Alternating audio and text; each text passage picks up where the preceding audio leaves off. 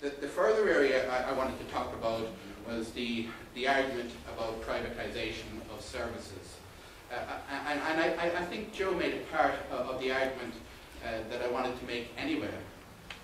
Yeah, this country, with some of the policy decisions that have been taken in recent years, and I know I'm part of the government, has already gone well down the road towards the privatisation of too many of our social services.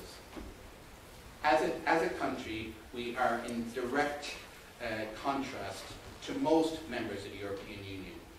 For instance, in the area of health, where the socialised model of health predominates. And is someone telling me that because a veto no longer exists, that we can protect in a country where we've made too many negative decisions ourselves in relation to our health and education service, that somehow those situations are going to be made worse by countries who have made better policy decisions, are providing better resources, and have more equitable systems of health and education than we have? I don't see it happening. And it isn't going to happen.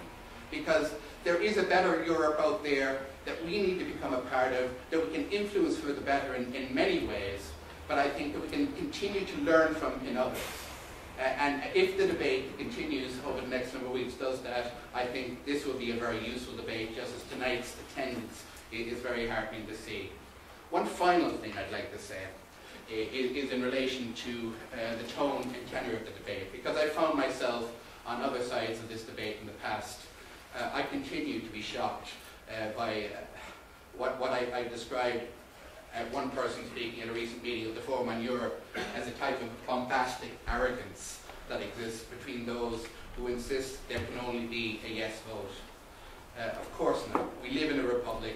People are free to make their own minds up, and whatever decision is decided is something we all have to live with.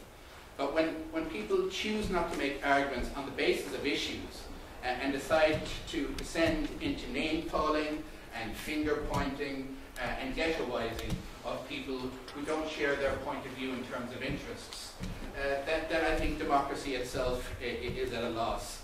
And as a result, I believe the discourse is not only cheapened, but the likelihood of getting a proper result is less.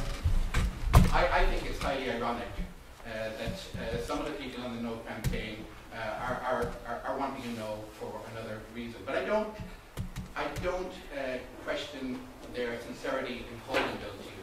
It does cause a problem, though, that if a no vote is successful, who decides what type of no vote it is?